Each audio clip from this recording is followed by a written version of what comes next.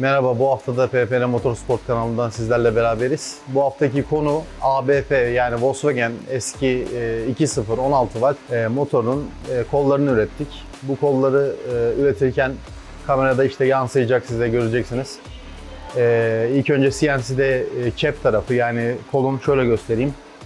Kolun alt tarafı, daha sonra kolun şaft tarafını üretiyoruz. Ondan sonra montaj yapıp CMM'de bunları yani koordinat kontrol makinesinde kontrol edip ondan sonra tam nokta atışı ölçüye getiriyoruz.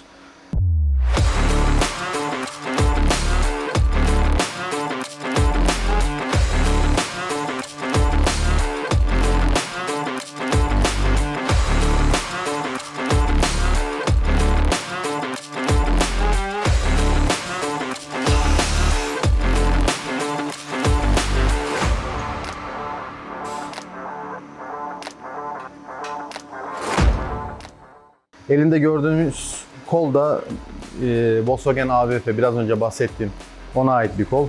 Üzerinde gramajı yazıyor. Normalde bu kol 800 grama yakın bir koldu. Biz bunu hafifleterek, işte dizaynını değiştirerek, akıllı tasarımla buralara kadar, tabii malzemenin de titanyum alüminyumda bir kütlesel ağırlık farkı var. Bunlarla beraber kol 488 grama kadar düştü. Tabii ki burada vanadyum çeliği saplamaları, kol saplamaları da içerisinde.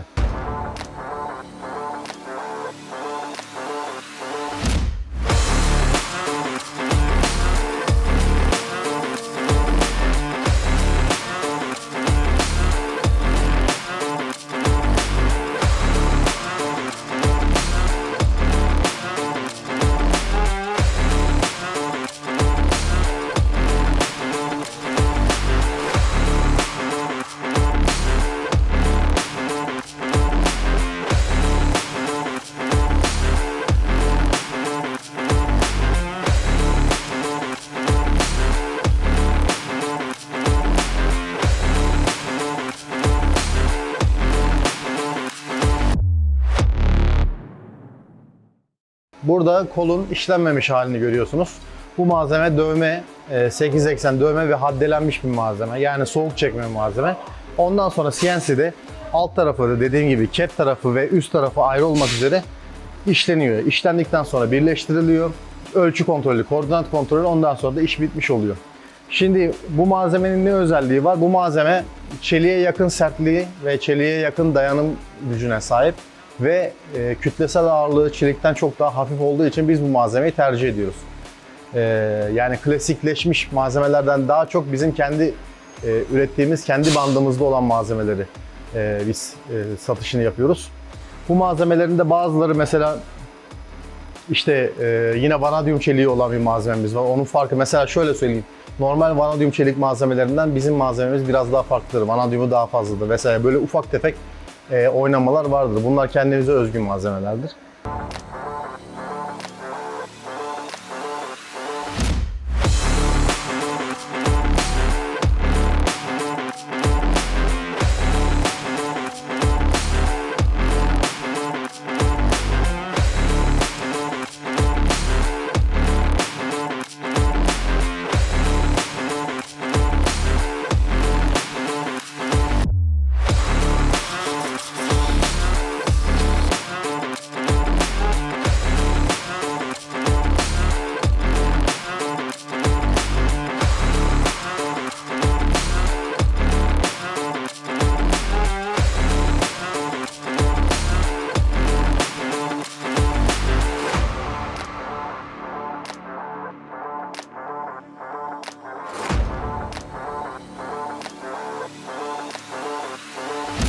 Bu gördüğünüz kol işte biraz önce bahsettiğim ABF kolu. 1500 beygire dayanan bir setup için yapıyoruz bunu. Yaklaşık 4 bar civarında bir basınç yapacaklar motora. 2 litre, normal standardına göre 3 mm daha uzun bir kol. Tasarımı tamamen bize ait. Yani o 3 mm'yi biz müşterimize önerdik. Biz önerdikten sonra da kabul etti. Kabul ettikten sonra da böyle bir ürünü çıkarmış olduk.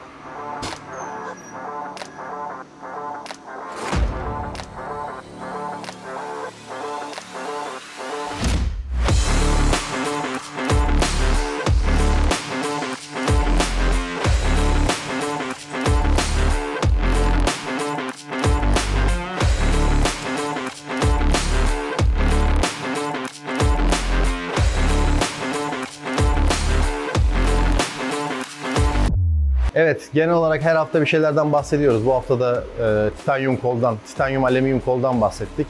Video içerisinde göreceksiniz zaten. Yaptığımız aşamaları biraz önce de anlattım. Anlattığımız aşamaları videoda da göreceksiniz. Nasıl işleniyor, nasıl CNC'den sonra çıkıyor, neler kontrol ediyor vesaire vesaire. Her hafta sizlerle beraber oluyoruz. Bu hafta da bu şekildeydi. Gelecek haftalarda görüşmek üzere. Kendinize iyi bakın. Hoşça kalın.